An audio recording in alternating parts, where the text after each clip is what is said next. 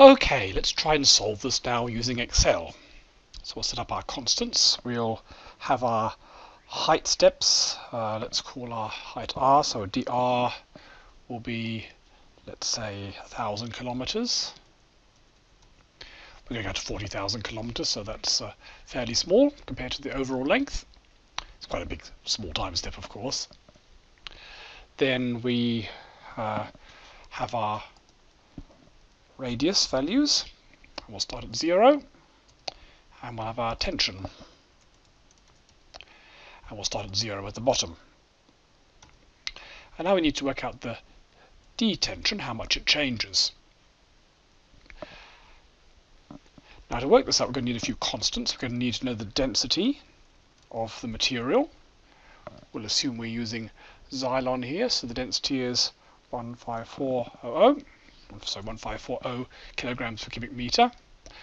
And we're going to need the mass of the Earth, which is 5.97 by 10 to the 24 kilograms. We need the gravitational constant, 6.67 by 10 to the minus 11. And we're going to need the rotation angular velocity, which the Earth is spinning. That's the 2 pi radians in a 24-hour period, which we worked out as 7.27 by 10 to the minus 5. Okay, so we've got all our constants. So now we have to put in the equation that we worked out for the step.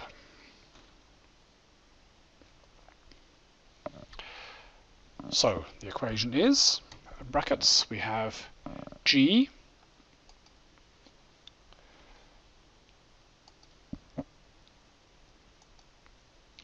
with the dollar signs in front, so it always refers to the constant, times the mass of the Earth, similarly with dollar signs,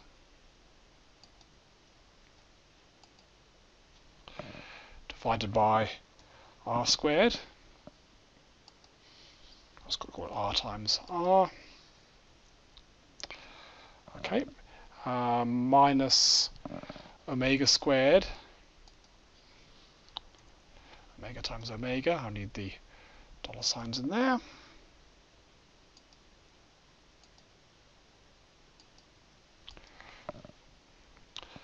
Times r.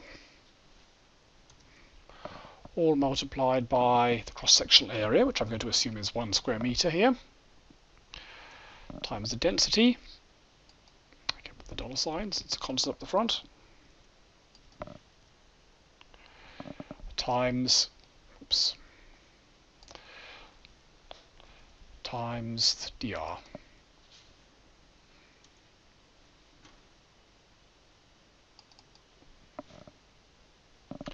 Now r here should not be 0, because this is from the centre of the Earth. We're not starting at the centre of the Earth, we're starting from the surface of the Earth, so that should be 6,400 kilometres.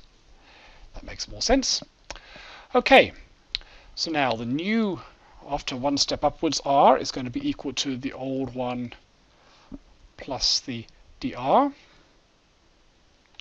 with dollar signs in front.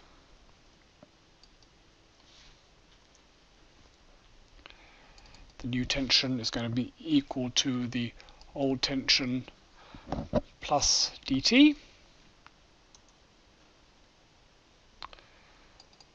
And the new dt is going to have the same equation as the old one.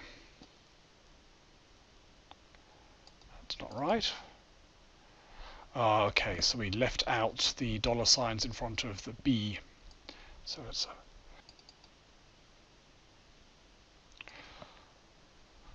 $B, $1.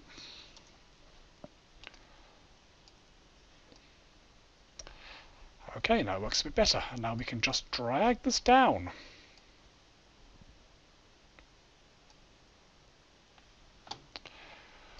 Okay, so what's it doing?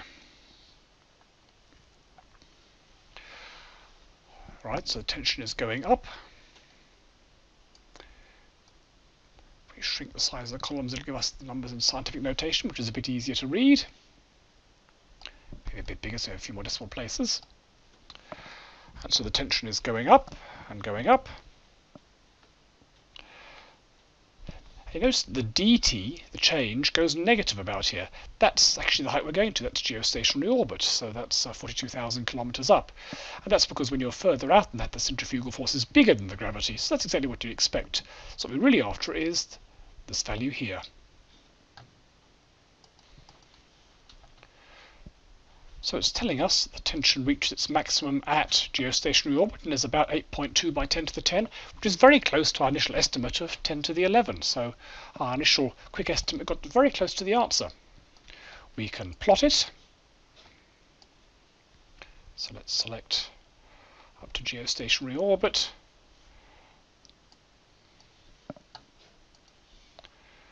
And insert recommended chart.